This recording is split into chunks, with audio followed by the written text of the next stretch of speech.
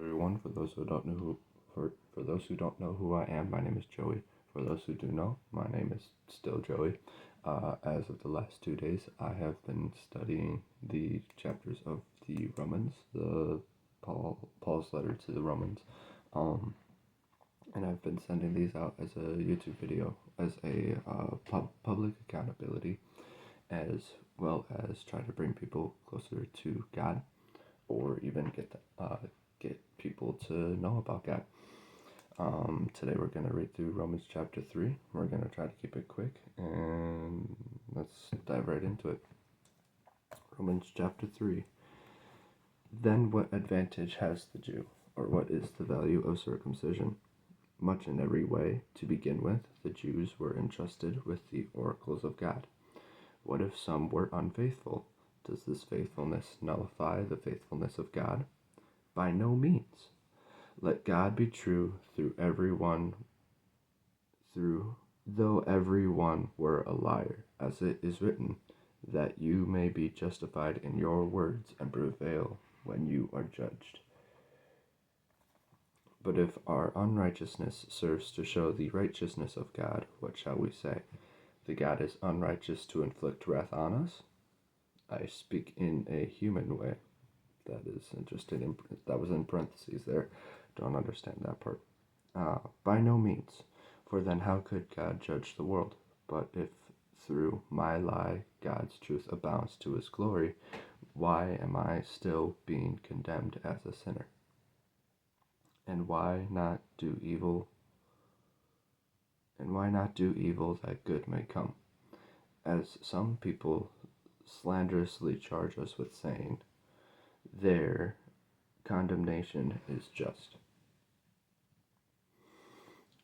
This part more so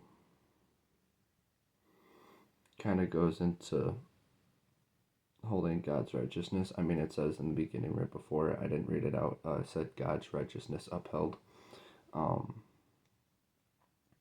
saying that there's no real advantage that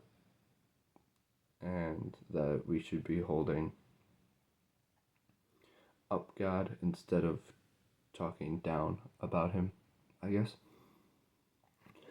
I could be completely wrong. This part is a little confusing. Alright, moving on. Romans chapter 3, verse 9. No one is righteous. What then, are we Jews any better off? Are we Jews any better off? No, not at all. For we have already charged that all, both Jews and Greeks, are under sin, as it is written, none is righteous, no, not one. No one understands, no one seeks for God. All have turned aside. Together they have become worthless. No one does good, not even one.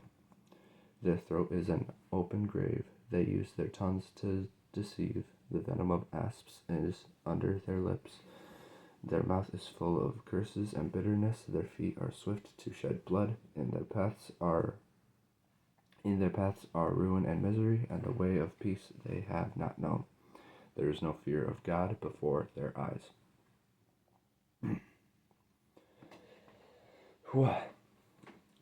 Now we know that whatever the law says, it speaks to those who are under the law, so that every mouth may be stopped, and the whole world may be held accountable to God. For by works of the law no human being will be justified in his sight, since through the law comes knowledge of sin.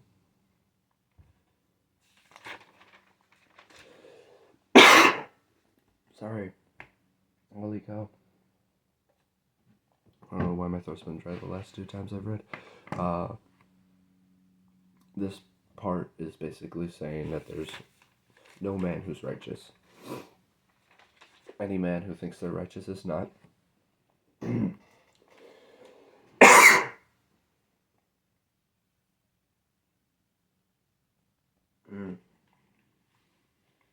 Sorry.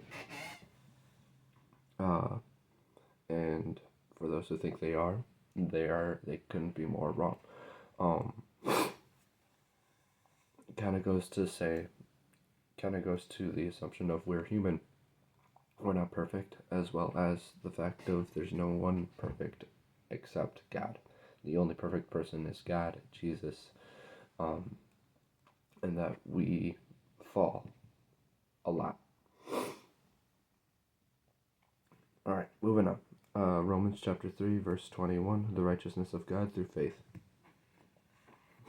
But now the righteousness of God has been manifested apart from the law, although the law and the prophets bear witness to it.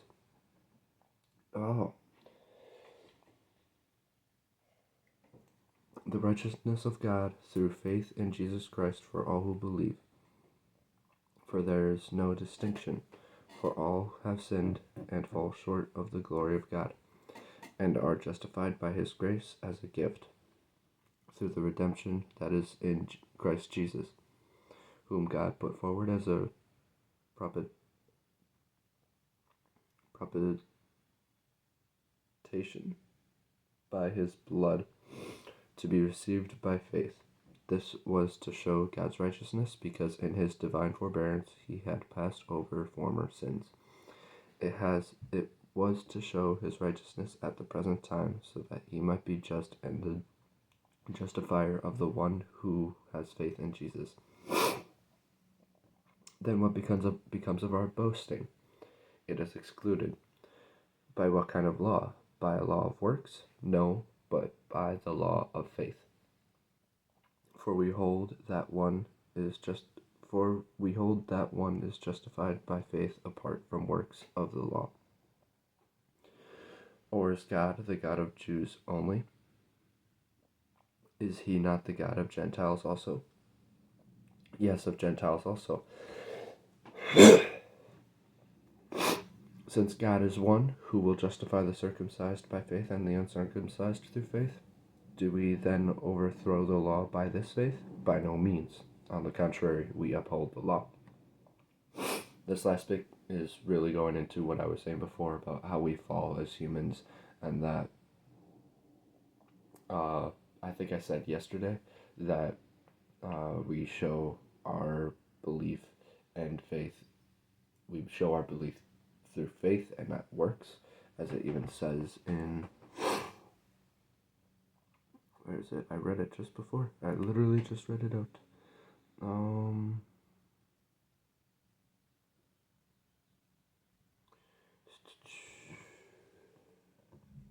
I believe it's right here, Romans chapter 3, verse 28. For we hold that one is justified by faith apart from works of the law.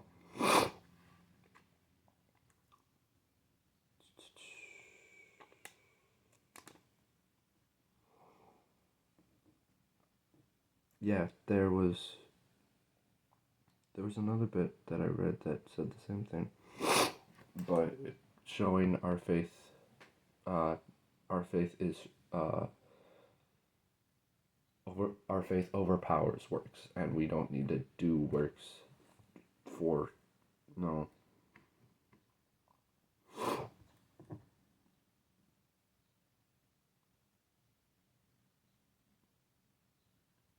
We are justified through the faith of God, not through the works of God. That's just another way of saying that God's looking for a relationship. God is looking for us, and not for what we have done for him, but who we are as a person. Gonna try to cut this short, so that was the end of the that's the end of Romans chapter 3. I apologize for my throat acting up. It's done this twice now, and I'm concerned. I think I might just start burning my water bottle. It's empty now. I'm gonna fill it up every morning now, so that when I'm reading, I'm not dying in front of the camera. Yeah. Romans chapter 3. There were two quotes from a different part of the Bible that I'm not 100% sure where they're from. I might do a little more research on that to see what those readings are from, like where from the Bible they're quoted. Just because it does not say in here. So, hope everyone has a good day, a good Sunday. Hope you go to church if you do. If you don't, find some way to connect with God today. And thank you so much for watching. Have a great rest of your day.